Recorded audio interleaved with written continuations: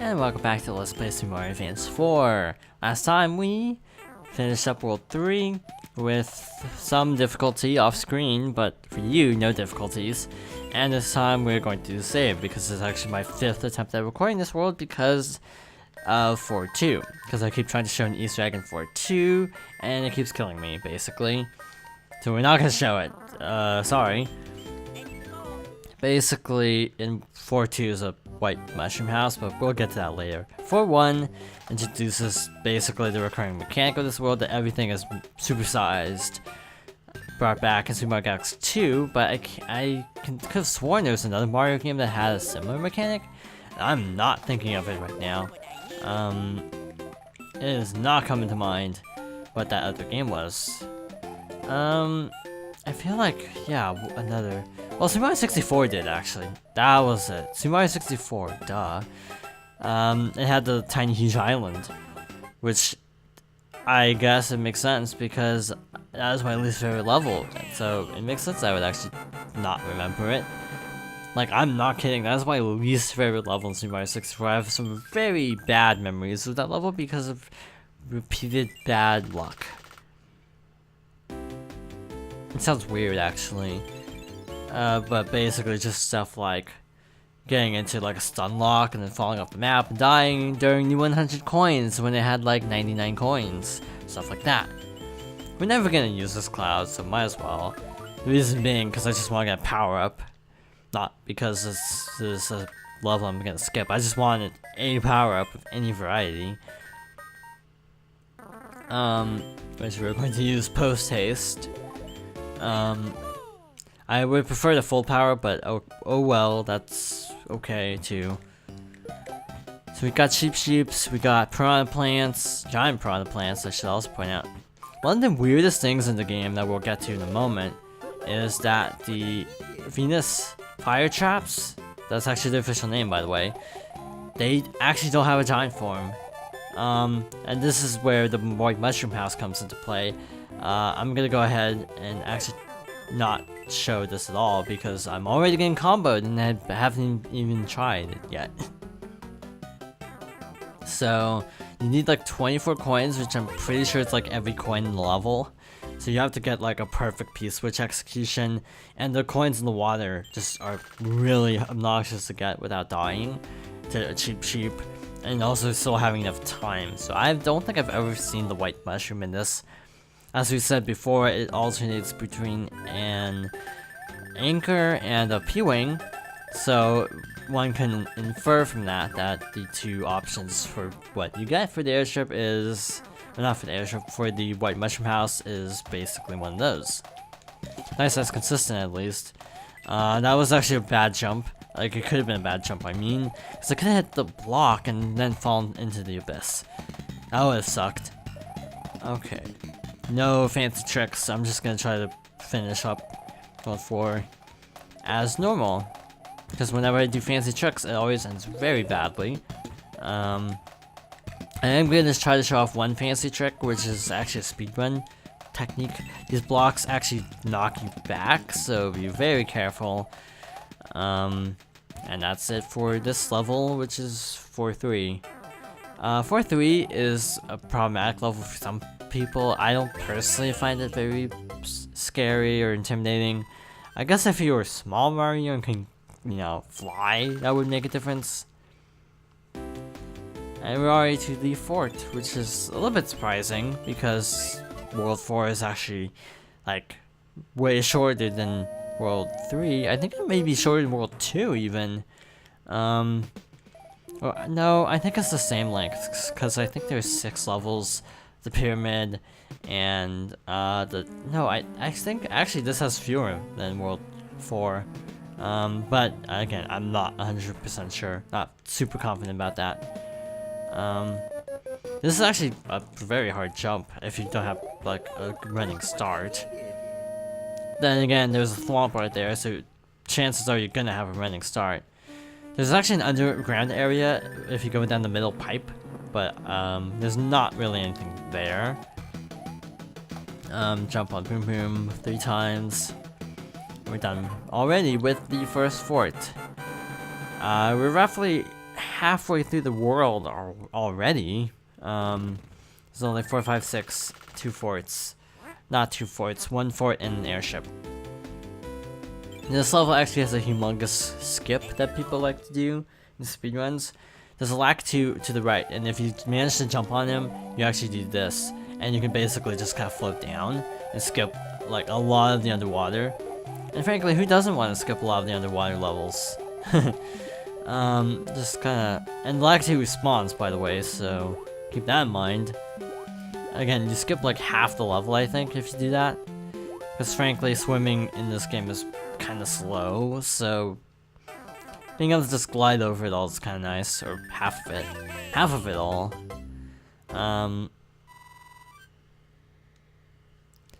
Yeah, what else can I say about this? So we got a lot of sumo bros, I think are what they're called.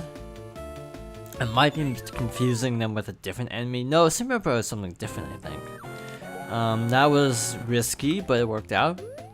This level is actually one of the hardest to get what you want from the hammer bros, because frankly, they have like a lot of possible patterns of movement, so you never know what you're gonna get.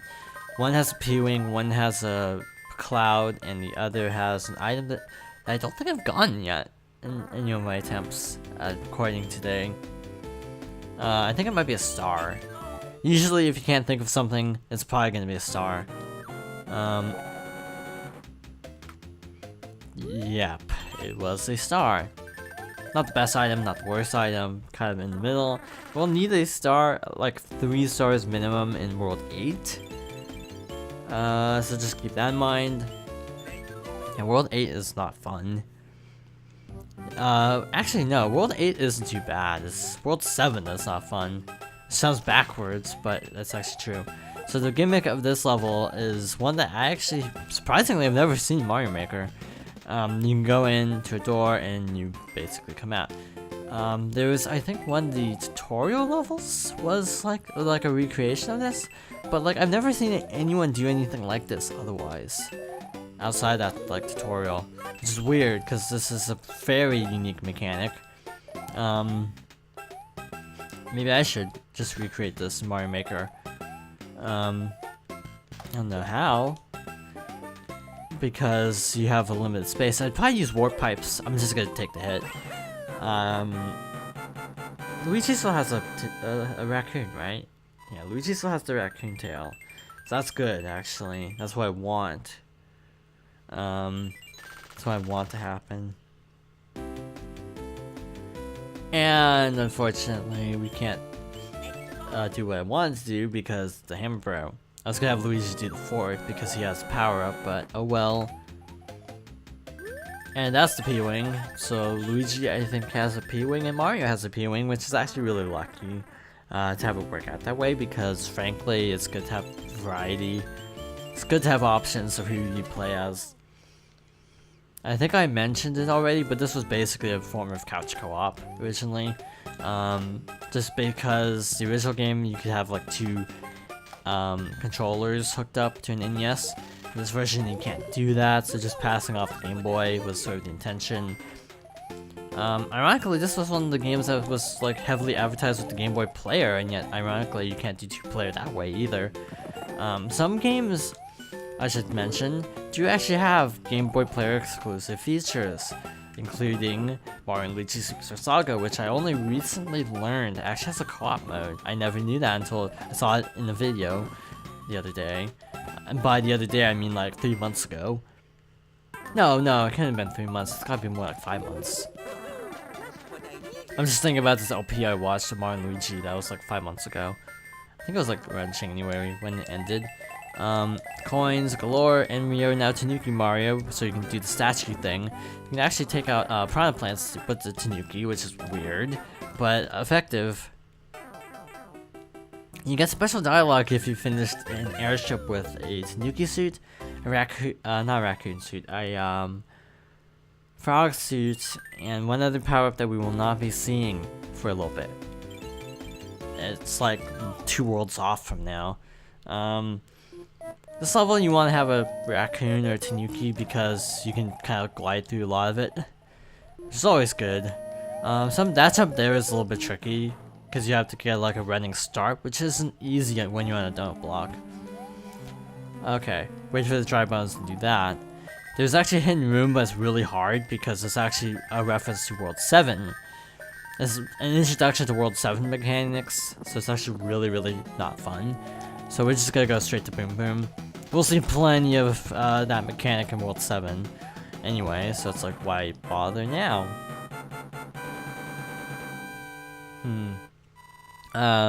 So we're on track to do the thing I wanted to do. And by the thing I wanted to do, I mean, I wanted to try to finish the boss with, what was I saying? I wanted to try to finish the boss with a Tanuki suit to show off what I was talking about. Oh shoot. I did not expect to get that. Shoot. Streak broken. Oh well. But hey, anyway, we cleared a board, which is the first time we've done that. So it took 4 worlds. 4 worlds to beat this. It said worlds like really oddly at first. Or at least it sounded weird to me. This should be a regular power-up.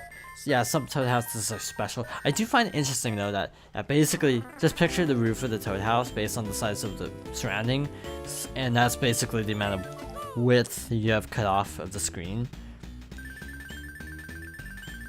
Just gonna try, and we got one of everything. Okay, that's an achievement in itself. So yeah, you get special dialogue. I mean, you could just make a restore point if you wanted. I don't want to because, well, frankly, that kind of screwed me up.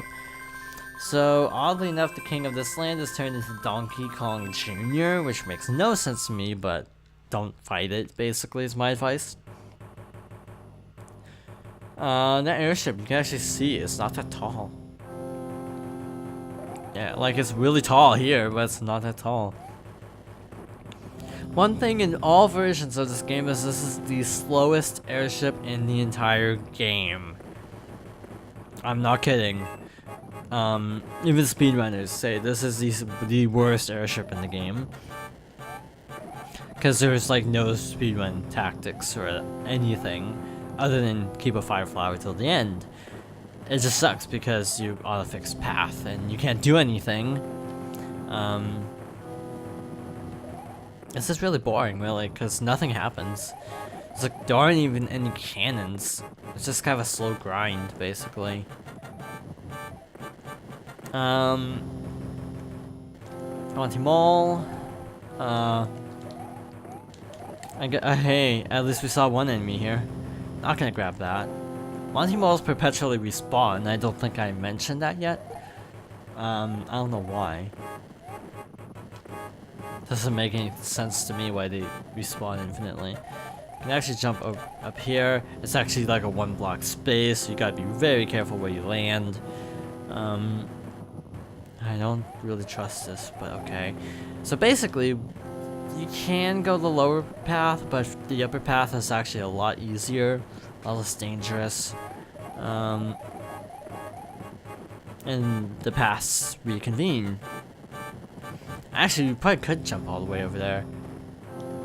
This part, I think there is a flame jet. No, there actually isn't. Oh, this part. Okay.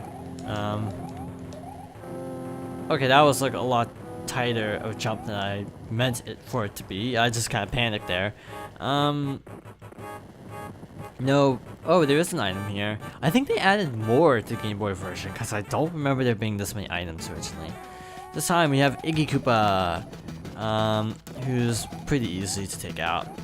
And we did it, actually. We did it with a Tanuki suit. So we get the special dialogue. And yeah, I know it's a slow strat, but oh well. This isn't a speed run. Screen turns to brown, blue, and we fall back to Earth. Which also is interesting that all the clouds go away, all the storms go away, which is odd. This guy I've always thought should be in the desert land. Thank you, kind raccoon. Please tell me your name. So yeah, that is a special piece of dialogue that you only get with the Tanuki suit. Ironically, not the raccoon tail. That is a perfect clear of World 4. All levels except some slots. World 5 is long, actually. It's 3, 4, it's 13 levels. So we'll try to get through as many as we can next time on Super Mario Advance 4. So thank you for watching. Hope you'll join me next time for more.